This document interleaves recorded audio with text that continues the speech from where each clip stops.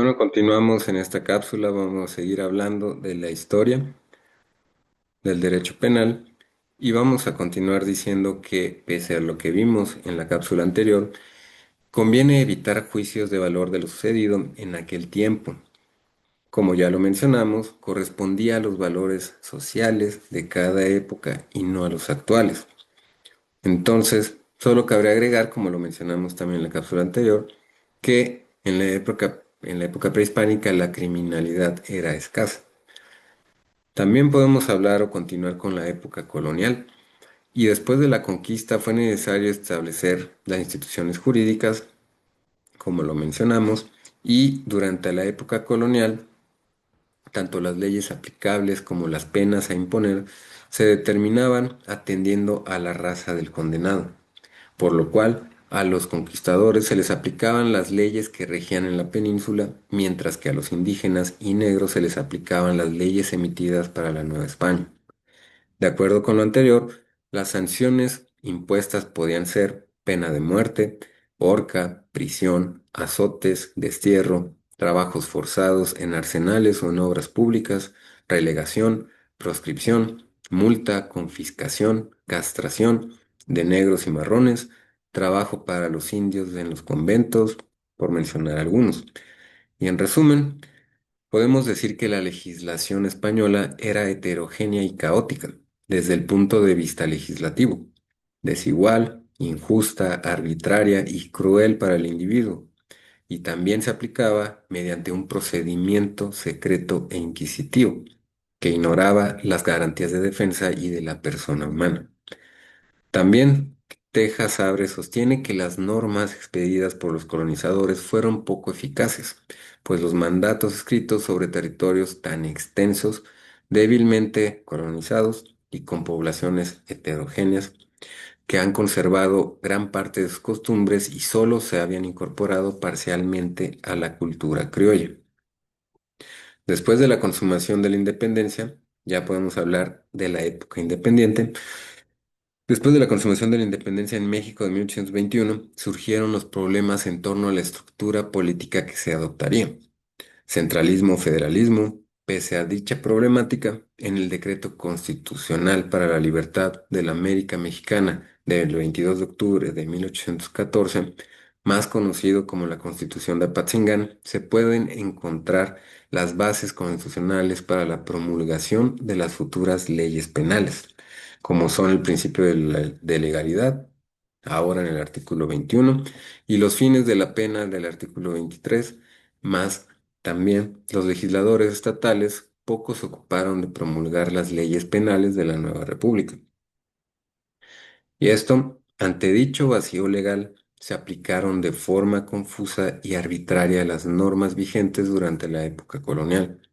a las cuales se sumaron solo algunas medidas emitidas a través de bandos, por ejemplo, para sancionar la aportación de armas, el robo, la vagancia y la malvivencia. En 1831 se elaboró un bosquejo del Código Penal para el Estado de México, sin llegar a ser expedido, y fue hasta 1835 cuando se expidió el primer ordenamiento penal de nuestra historia, el Código Penal de Veracruz, el cual tomó como modelo el Código Penal español de 1822. Posteriormente, Antonio Corona elaboró el proyecto de Código Criminal y Penal de 1851 y 1852, dándolo a conocer el 14 de julio de 1853. Sin embargo, dicho proyecto no llegó a tener validez. Por esto, podemos decir que en la Constitución de 1857 se adoptó el sistema federal y se establecieron las bases para la emisión de leyes penales, surgiendo la necesidad de emitir un código penal válido para toda la federación y territorios federales, y se dejó reservada a los estados la facultad para legislar en materia penal para delitos del orden común. Por esto tenemos el Código Penal de 1871 y tomando como modelo el Código Penal español de 1870, la comisión integrada por Antonio Martínez de Castro, José María Lafragua, Manuel Ortiz Montellano y Manuel de Zamacona Elaboraron el Código Penal para el Distrito Federal y territorio de la Baja California sobre delitos del fuero común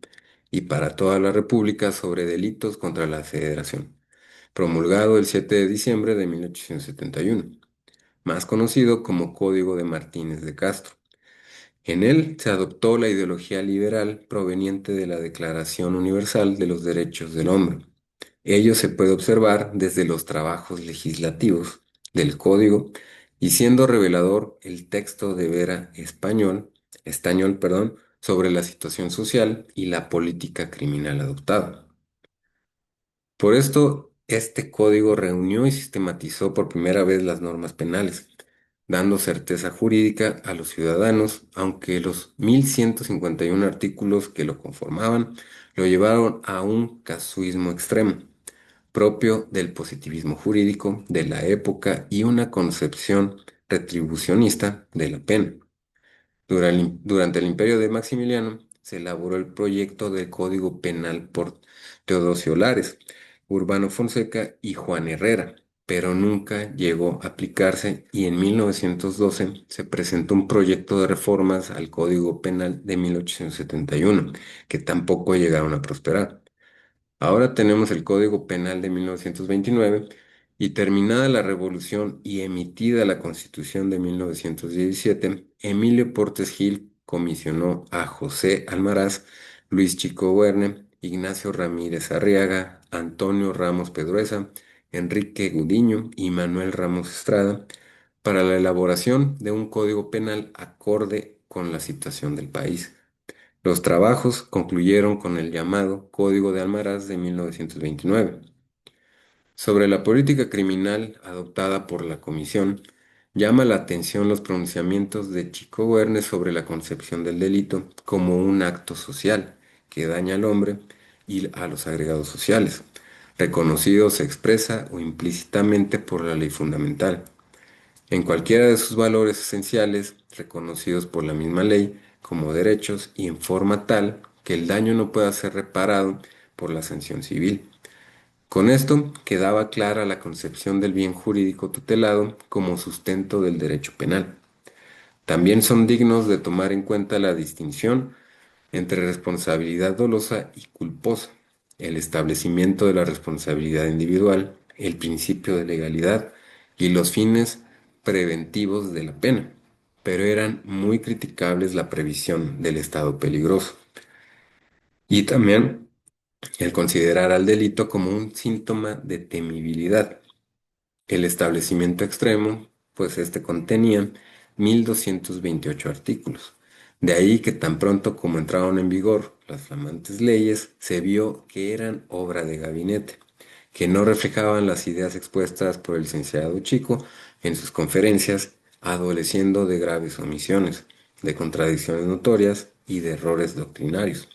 Por esto fue necesario emprender de inmediato nuevos trabajos de reforma que culminarían con un nuevo Código Penal.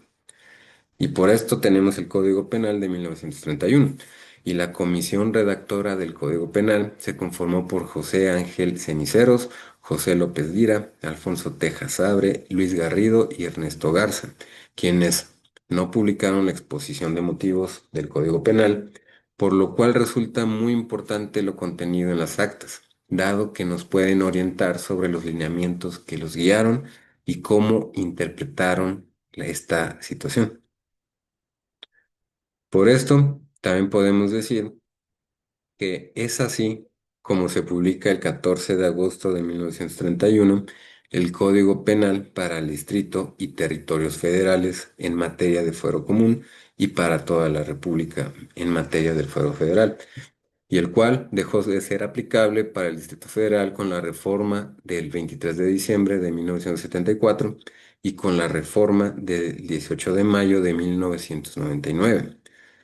Posterior a la emisión del Código Penal Federal de 1931, se han elaborado diversos proyectos, y este puede ser el anteproyecto del Código Penal de 1949, anteproyecto del Código Penal de 1958. Sin embargo, ninguno de ellos ha llegado a tener vigencia. Por esto es que múltiples han sido las reformas que se han suscitado, pero las más relevantes podría decirse que son de 1984 y 1994, las cuales han tratado de ajustar los parámetros de un Estado social y de derecho.